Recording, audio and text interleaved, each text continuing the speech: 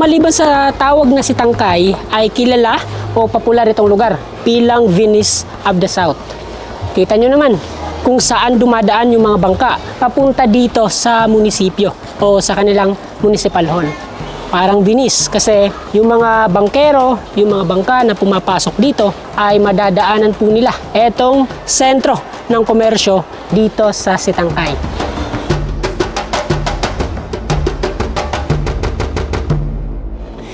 So dito nga pala, ngayon nga pala ay pupuntahan po natin ang isa sa mga islang sobrang layo na mula dito sa sentro ng Tawi-Tawi.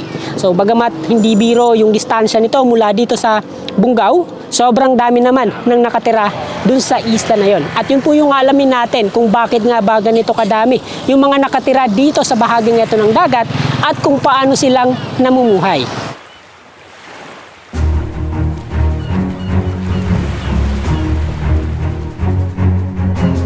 Yung biyahe papuntang Sitangkay, kung sasakay tayo ng fast craft, alas 11:30, aalis dito sa Bungaw papuntang Sitangkay.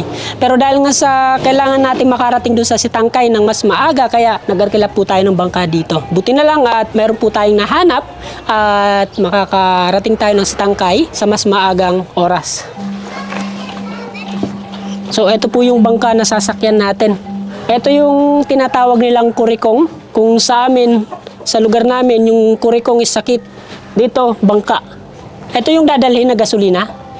Nakita nyo naman kung gaano kadami yung gasolinang kakailanganin natin papunta sa Sitangkay. So dito makikita nyo na talaga namang hindi biro yung layo ng islang yon. Kasi dalawang water can yung dala nating gasolina.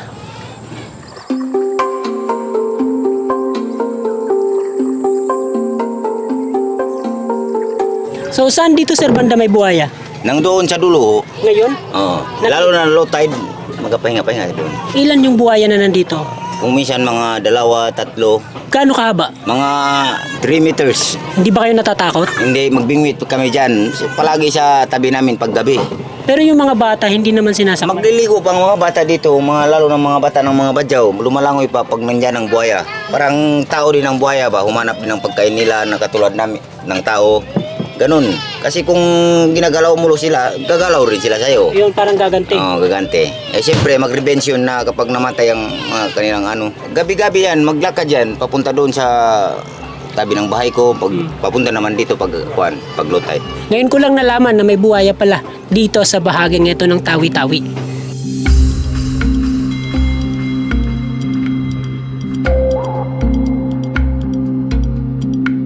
Nakakita na kayo ng buhaya dito? Ikaw, nakakita ka ng buhaya? Totoo nga talagang may buhaya itong lugar na to. At isa po sila sa mga delikadong maging target na itong buhaya. So dito, dahil nga sa walang kalsada, kaya etong mga ganitong bangka yung nagiging mode of transportation nila papunta sa ibang mga bahay na nandito.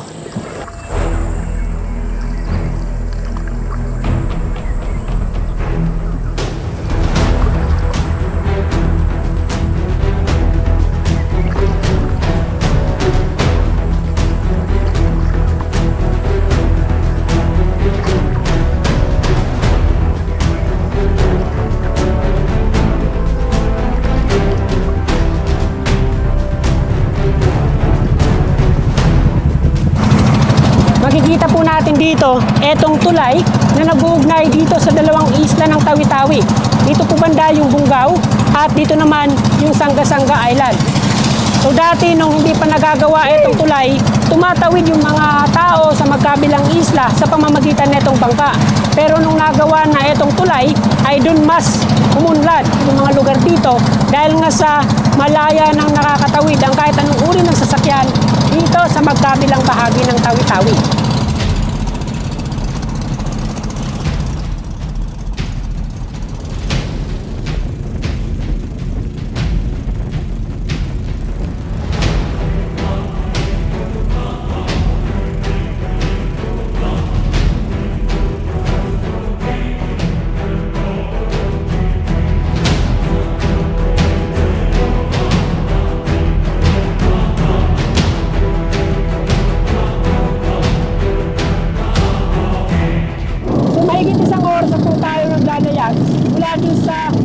bundok netong Tawi-Tawi. At nandito pa rin po tayo sa gitna netong Sibuto Passage kung saan dumadaan yung mga malalaking barko na naglalayag sa iba't ibang bahagi ng mundo. So etong bahagi ito ng dagat, yung karaniwang ruta ng mga barko na napupunta ng Indonesia, Malaysia, maging sa ibang bahagi ng Asia. Grabe, sobrang lawak etong bahagi na ito ng dagat.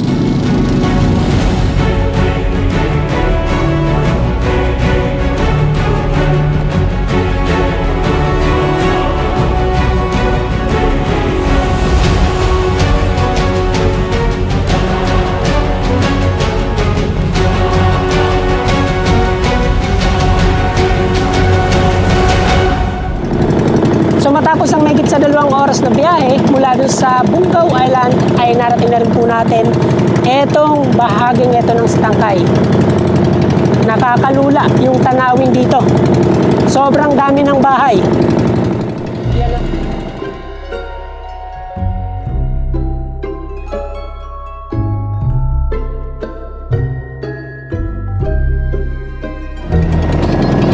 Slow down. PNP checkpoint. Ayan, so etong tulay na to ang nagsisilbing entrance papasok dito sa Sitangkay. Yun po yung kanilang gasolinahan, no? Kung sa iba ay biruan lang yung may gasolinahan sa dagat, dito ay totoo. Nakita nyo naman, nasa gilid netong tubig etong gasolinahan kasi karamihan sa mga nandito na sasakyan ay etong mga bangka.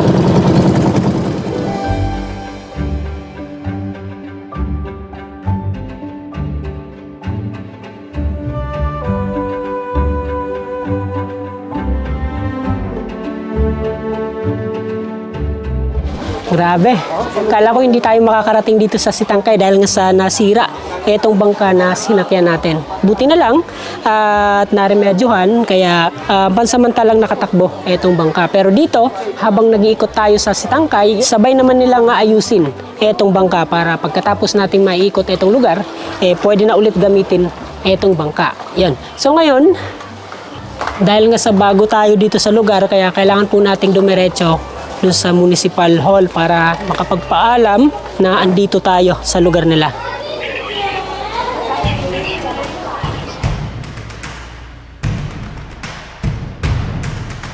Maliban sa tawag na Sitangkay, ay kilala o popular itong lugar bilang Venice of the South. Kita nyo naman kung saan dumadaan yung mga bangka papunta dito sa munisipyo o sa kanilang Municipal Hall. Parang Venice kasi yung mga bangkero, yung mga bangka na pumapasok dito ay madadaanan po nila etong sentro ng komersyo dito sa Sitangkay.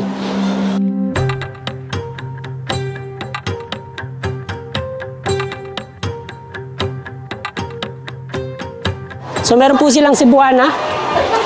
Yun, Cebuana Luwilier. Maliban dyan, sa Cebuana Luwilier, meron ding M. Luwilier dun sa unahan. So meron din silang Palawan. Yung wala lang po dito ay yung mga bangko.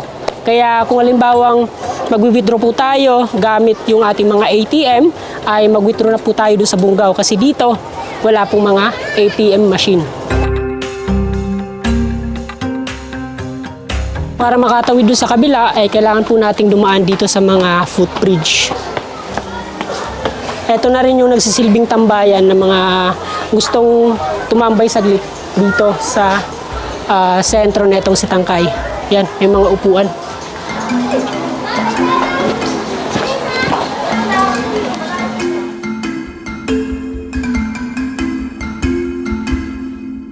Kaya pala hindi pamilyar sa atin yung mga ganito kasi sa Saba na nila inangkat.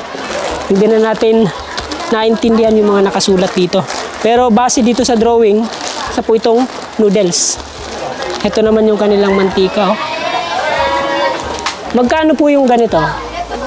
100. Kung galing pa sa mainland yung mantika, malamang hindi lang 100 kasi sobrang layo papunta dito. Kung halimbawa ang isasakay pa sa Roro, abutin ng mayigit 24 hours yung biyahe. Sir, thank you, sir. Thank you.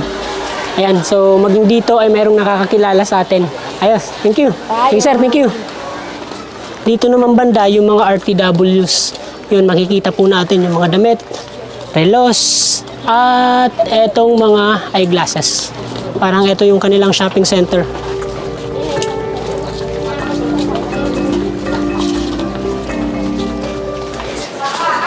Kala ko tinapay. Kasaba pala. Oh.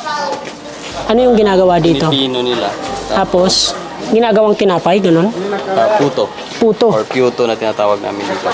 Yuto. Or sianglag. Ganyan, no? Ito yung ano niya. Ah, ito yung finished product. 20. Yun, no? Pati ito. Ayan, kasaba. So, maliban dito sa taas, na mga nakapwestong paninda, ay meron din sa baba. Ayun, no? Baka siguro nagtataka kayo paano natin mabibili yung mga produktong nasa baba. Yun, yung target po nila ay yung mga magbabangka dito sa tubig. Mga manggala, oh. Yung mga ganito kaliit, medyo mabenta din. Dahil nga sa isinasawag ito sa mga luto nila. Di ba may isda? Dito daw tapos sinasama nila yun. Pampaasim, ganun. Paasin. Tingnan mo, oh. Sobrang dami ng mga maliliit na mangga.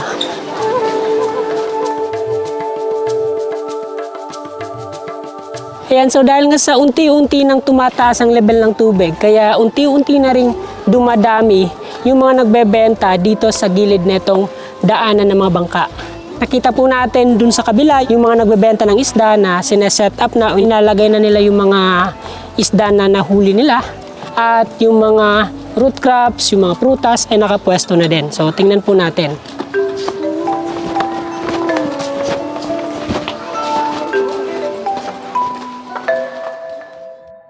Dito nga pala sa Sitangkay, nagkalat yung mga ganitong piso wifi. Akala natin dati, dito sa bahaging ito ng Pilipinas, mahirap nang makasagap ng internet o makakonect sa internet.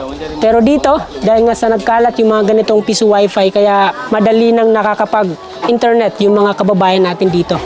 Sa pamamagitan ng Starlink ay mas mabilis yung internet connection dito sa Sitangkay. Tulad din sa mainland, kaya rin nilang makipagsabayan sa speed ng internet dito sa Sitangkay.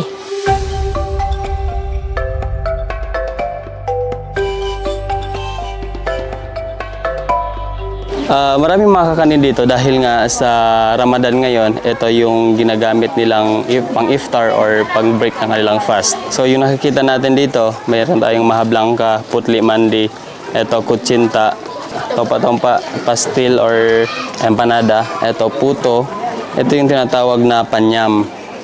Yung panyam kasi, yung isa siyang kakanin na hindi siya pwedeng mawawala kapag may mga okasyon or ritual yung mga tao rito. Etong nakalagay sa dahon ng saging ay tinatawag naming pitis.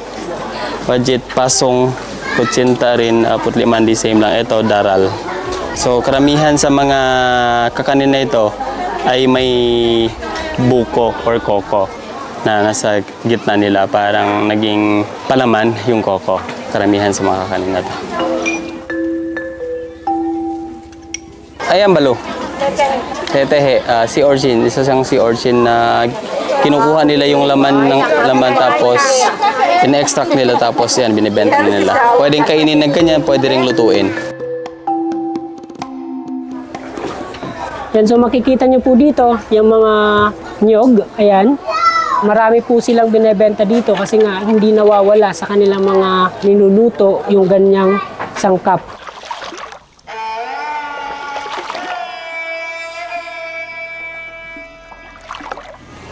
Dahil nga sa low tide, kaya makikita po natin yung ilang mga bata na nandito sa ilalim ng mga kabahayan para mamulot ng mga shell at kung ano-ano pang mga bagay na nahulog dito sa tubig.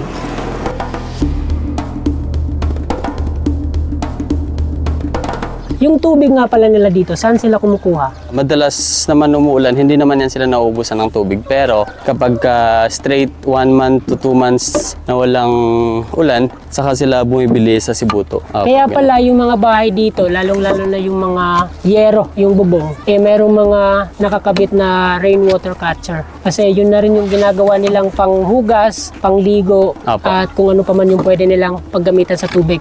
Yung mga pang-inom naman, saan sila kumukuha? Tubig ulan din po. Yung iba, sanay ng hindi iniinit. Yung iba naman, binoboiled pa nila. malalakas yung resistensya. Yung ibang tao, madampian lang ng ulan, nagkakasakit na. Dito, iniinom pa nila yung ulan.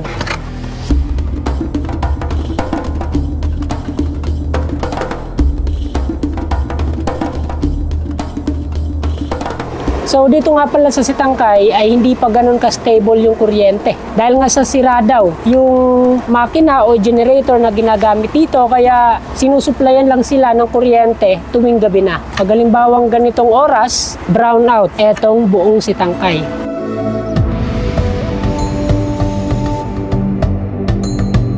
So mapapansin po natin dito yung ilang mga daanan na sementado na. Dahil nga sa paulit-ulit na nasisira yung mga kahoy, nagiging marupok na yung mga daanan, kaya gumawa na rin yung mga taga rito ng pangmatagalang solusyon para hindi sila parating nagpapalit ng daanan. Tulad niyan, sementado na at malapad.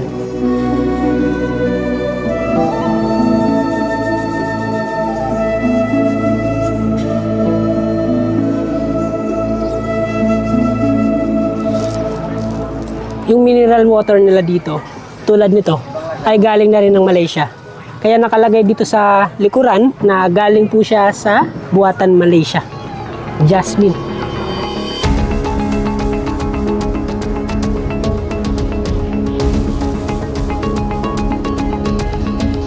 So buti na lang at napuntahan natin itong bahaging ito ng Mindanao at nakita po natin ng actual. Itong lugar na kung tawagin ay Sitangkay. Grabe, dito nalula ko sa dami ng mga kabahayan, sa dami ng mga tao nakatira dito sa lugar.